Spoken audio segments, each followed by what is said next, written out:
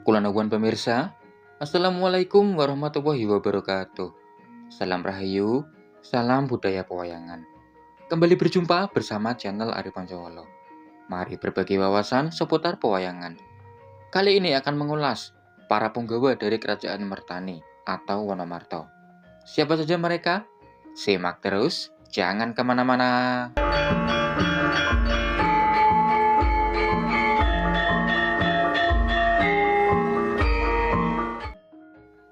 Tokoh yang pertama adalah pemimpin atau raja dari Kerajaan Mertani, Prabu Yudhistira. Tokoh yang dipercaya oleh Bathara Indra untuk menjaga Kerajaan Mertani sebelum kababar atau menjadi kerajaan manusia yang kelak akan dipimpin oleh Prabu Puntadewa. Menurut salah satu versi cerita pewayangan, Prabu Yudhistira pada lakon Babat Wonomarto manunggal jiwa dan raga kepada Raden Puntadewa. Berikutnya, tokoh yang kedua adalah Arya Dandunwacana, panglima besar dari Kerajaan Mertani, adik dari Prabu Yudhistira. Bertugas untuk memastikan bahwasanya Kerajaan Mertani selalu aman dari ancaman luar, yakni bila mana terdapat manusia yang mengusik keamanan dari Kerajaan Mertani. Menurut versi cerita pewayangan, Arya Dandunwacana pada lakon Babat Wonomarto manunggal jiwa dan raga kepada Raden Bratasena. Yang selanjutnya adalah Arya Dananjaya, adik dari Prabu Yudhistira dan juga Arya Dandunwacana. Menurut salah satu versi cerita pewayangan, Arya Dananjaya kelak pada lakon Babat Wonomarto akan manunggal jiwa dan raga kepada Raden Permadi atau Raden Arjuna. Berikutnya adalah punggawa kembar, yakni Arya Nakula atau Tripala dan juga Arya Sadewa atau Granteka. Keduanya juga masih adik dari Prabu Yudhistira. Tokoh pewayangan kembar pada lakon Babat Wonomarto kelak akan manunggal jiwa dan raga kepada kembar Panduputra atau Pandawa, Raden Pinten dan juga Raden Tangsen. Berikutnya adalah punggawa Kerajaan Mertani yang merupakan pujangga dari kerajaan tersebut.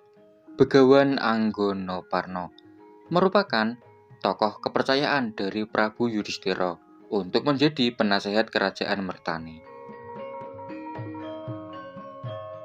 Lanjut ada dua tokoh pewayangan, yakni Patih Damdarat dan juga Patih Jimambang.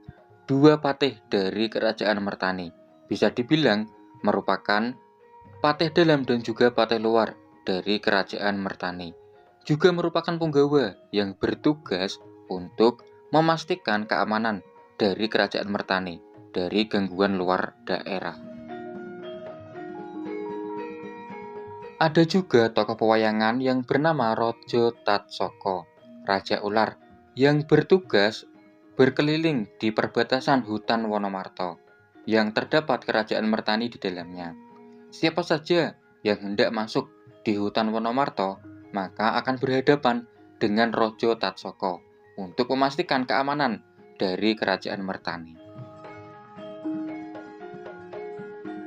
Berikutnya juga ada dua tokoh pewayangan kembar, Ditya Sapujagat dan juga Ditya Sapulebu. Juga merupakan punggawa Kerajaan Mertani yang bertugas menjaga keamanan kerajaan tersebut. Menurut versi lain, dua tokoh pewayangan ini diasumsikan sebagai Arya Tripala dan juga Arya Granteka, karena ada versi cerita pewayangan yang menceritakan Ditya Sapujagat menyatu pada Raden Nakula, lalu Ditya Sapulebu menyatu pada diri Raden Sadewa. Demikian pemirsa, 11 tokoh pewayangan yang merupakan punggawa dari Kerajaan Mertani menurut salah satu versi cerita pewayangan. Semoga video ini ada manfaatnya untuk berbagi wawasan seputar pewayangan. Terima kasih atas waktunya menyimak. Mohon maaf karena tentunya masih banyak kekurangan dari channel Ari Pancawala. Wassalamualaikum warahmatullahi wabarakatuh. Nuwun.